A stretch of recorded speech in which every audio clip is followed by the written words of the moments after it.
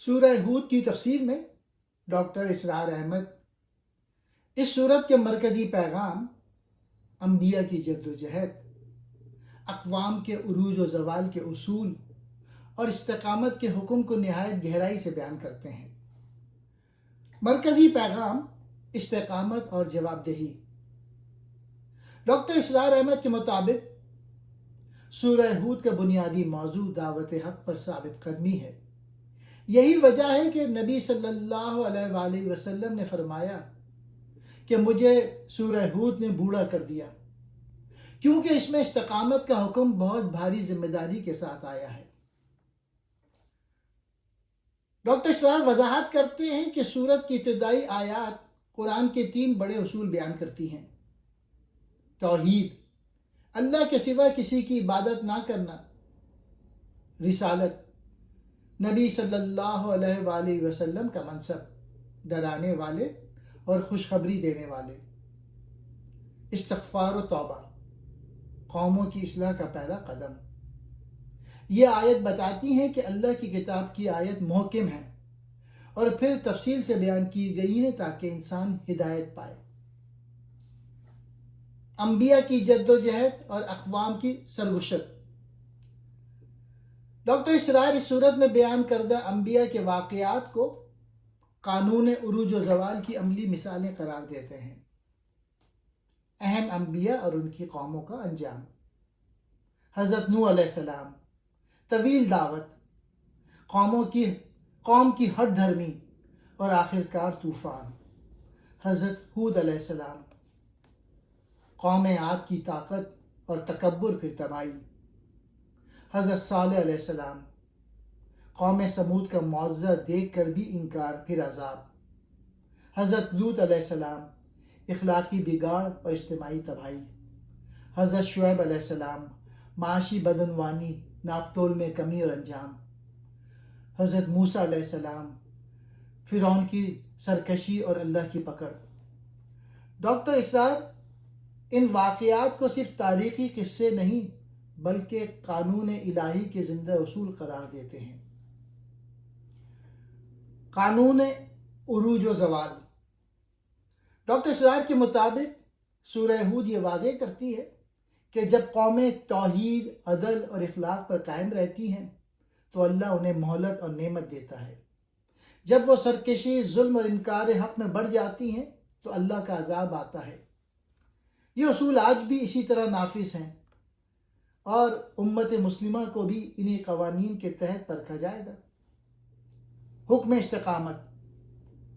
سورہ ہود کی سب سے اہم آیت جس پہ ڈاکٹر اسرار بہت زور دیتے ہیں: جس طرح تمہیں حکم دیا گیا ہے اسی طرح سیدھے کھڑے رہو۔ یہ حکم نبی صلی اللہ علیہ وآلہ وسلم کو دیا گیا مگر امت کے لیے بھی ہے۔ ڈاکٹر اسرار کے مطابق استقامت کا مطلب ہے دین پر ڈٹے رہنا، خواہ حالات کتنے ہی سخت کیوں نہ ہوں۔ یہ حکم صرف عبادات تک محدود نہیں بلکہ اجتماعی جد و جہد، معاشرتی اصلاح اور حق کی دعوت تک پھیلا ہوا ہے۔ ڈاکٹر اسرار سورہ ہود کو انقلابی سورت قرار دیتے ہیں کیونکہ یہ نبی صلی اللہ علیہ وآلہ وسلم کی جد و جہد کے مکی دور کے آخری مرحلے میں نازل ہوئی۔ اس میں دعوت حق کے تمام مراحل کا خلاصہ موجود ہے۔ اس میں واضح کیا گیا ہے کہ حق اور باطل کی کشمکش ہمیشہ سے رہی ہے اور رہے گی۔ اس سورت کا پیغام آج کے دور میں بھی امت کے لیے عملی رہنمائی فراہم کرتا ہے۔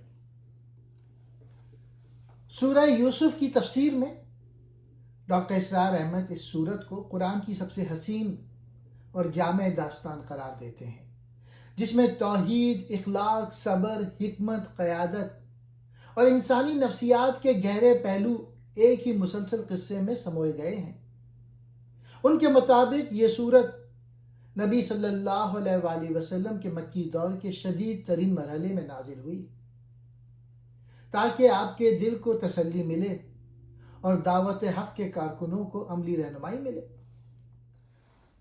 مرکزی پیغام: صبر، تقوی اور حسن عمل۔ ڈاکٹر اسرار کے مطابق سورہ یوسف کا بنیادی سبق یہ ہے کہ صبر انسان کو آزمائشوں سے گزار کر بلندی دیتا ہے تقوی انسان کو گناہ سے بچاتا ہے اور اللہ کی مدد کا دروازہ کھولتا ہے۔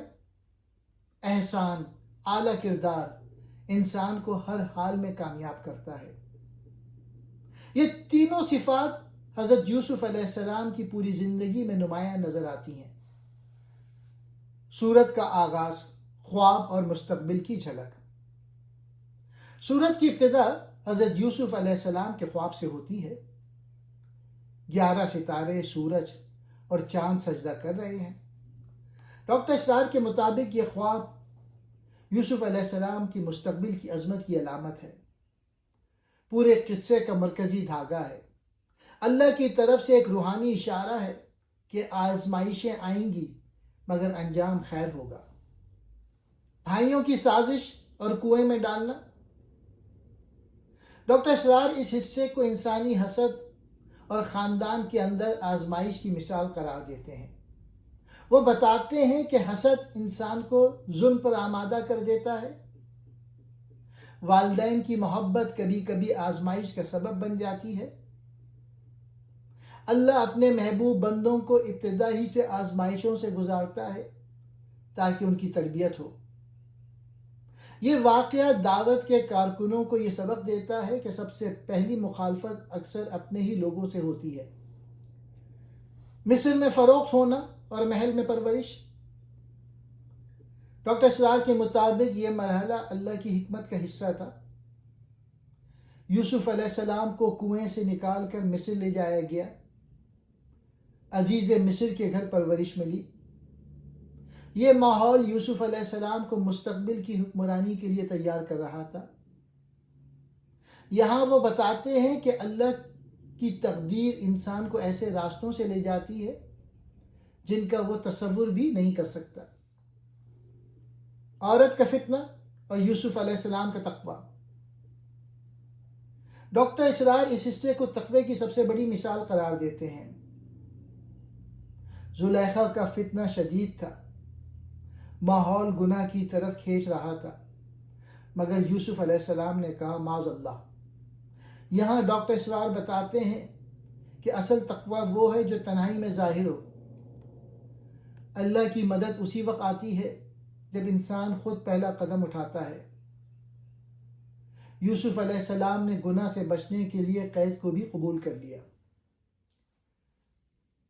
قید خانہ، دعوت اور تربیت کا مرحلہ۔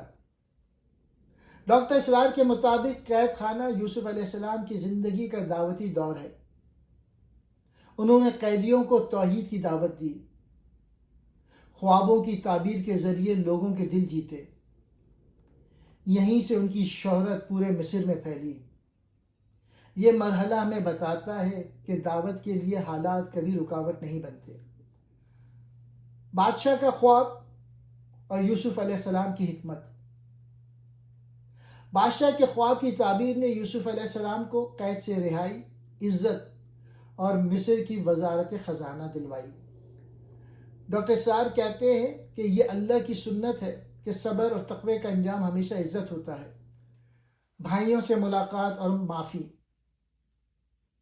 یہ حصہ ڈاکٹر اسرار کے نزدیک سورت کا اخلاقی نقطہ عروج ہے۔ یوسف علیہ السلام نے بھائیوں کو معاف کر دیا، والدین کو عزت کے ساتھ مصر بلایا، خواب کی تعبیر پوری ہوئی۔ یہاں وہ بتاتے ہیں کہ اصل کامیابی انتقام نہیں بلکہ معافی ہے۔ اللہ کے ولی دل میں کینہ نہیں رکھتے۔ انجام ہمیشہ اہل تقوی کے حق میں ہوتا ہے۔ سورہ رات کی تفسیر میں ڈاکٹر اسرار احمد اس سورت کو توحید کی قوت، اللہ کی قدرت کے دلائل، انسان کی داخلی کیفیت اور قوموں کے عروج و زوال کے اصول کے طور پہ پیش کرتے ہیں۔ ان کے مطابق یہ سورت مکی دور کے وسط میں نازل ہوئی اور اس کا لہجہ نہایت مضبوط، فکری اور انقلابی ہے۔ مرکزی پیغام، اللہ کی قدرت اور انسان کی ذمہ داری۔ ڈاکٹر اسرار کے مطابق سورہ رات کا بنیادی پیغام دو نکات پر قائم ہے۔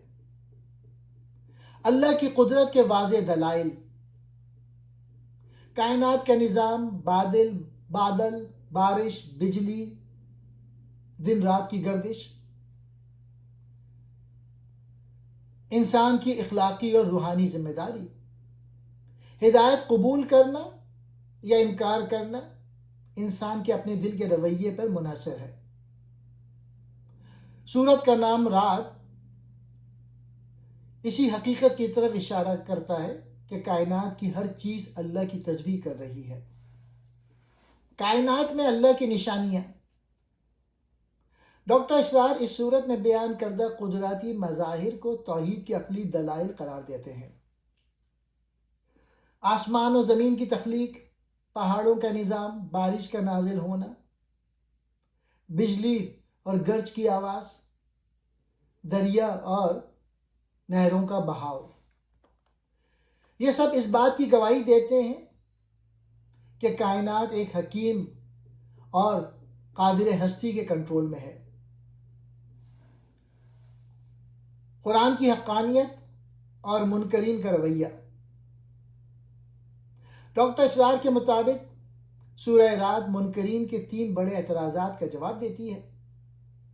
وہ کہتے تھے کہ کیوں نہ کوئی معجزہ نازل ہو، کیوں نہ پہاڑ چلے یا زمین پھٹ جائے، کیوں نہ فرشتے نازل ہوں۔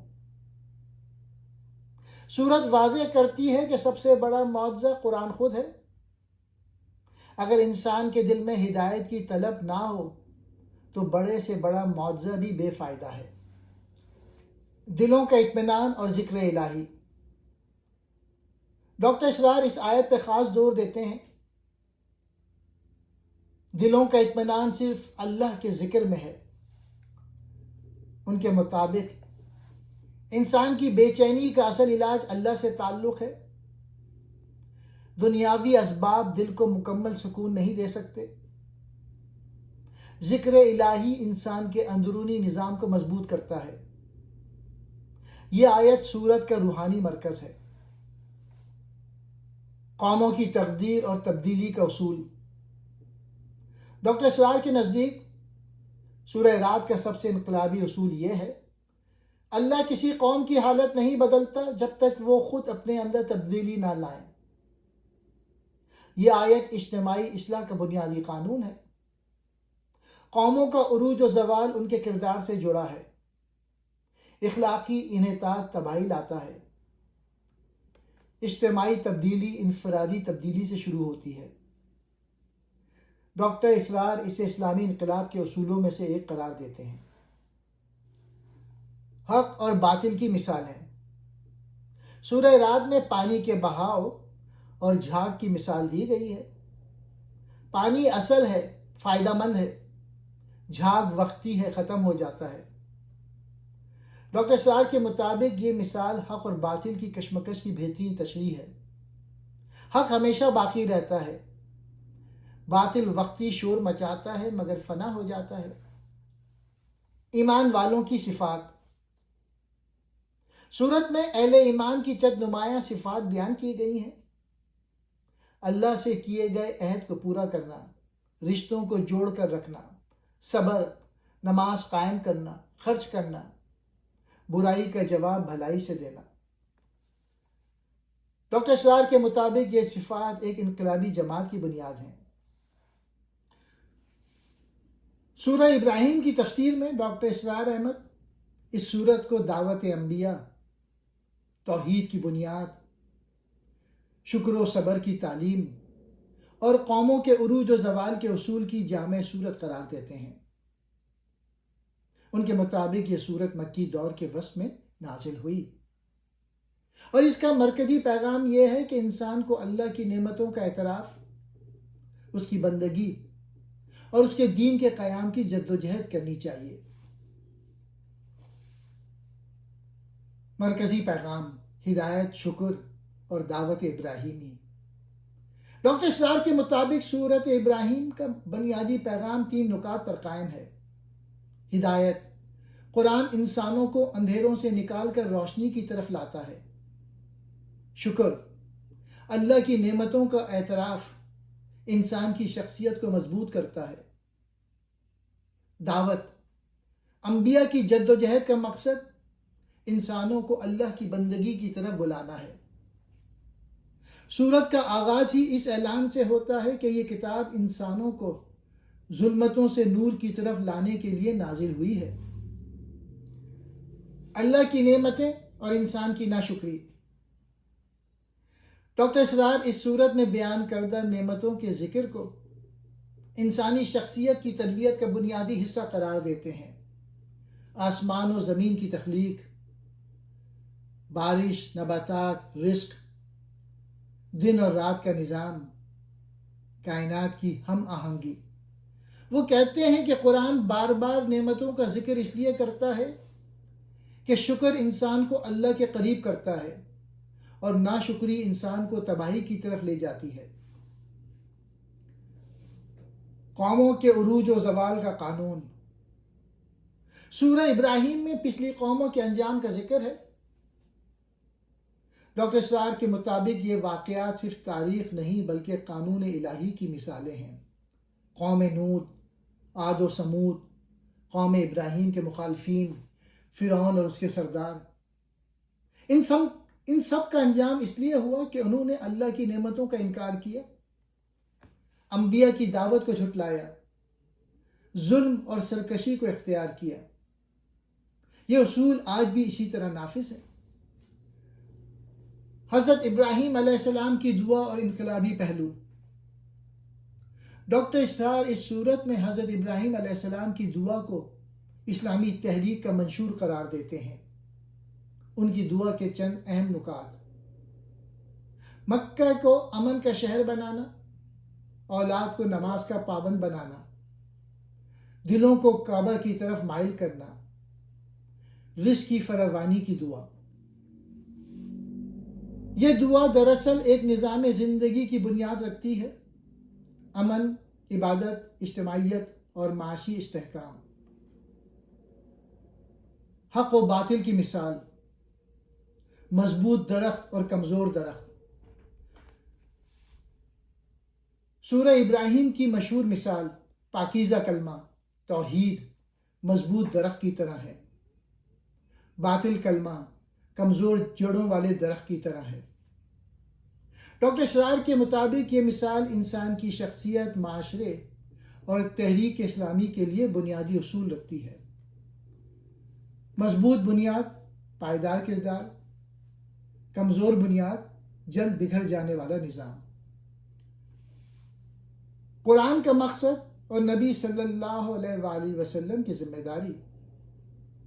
سورت کے آخر میں قرآن کے مقصد کو بیان کیا گیا ہے: انسانوں کو خبردار کرنا، حق کو واضح کرنا، دلوں کو جھنجھوڑنا، آخرت کی یاد دہانی۔ ڈاکٹر اسرار کہتے ہیں کہ یہ آیت نبی صلی اللہ علیہ وآلہ وسلم کی دعوتی جدوجہد کا خلاصہ ہے اور آج کے مسلمانوں کے لیے بھی دعوت و اصلاح کا لاہ عمل فراہم کرتی ہیں۔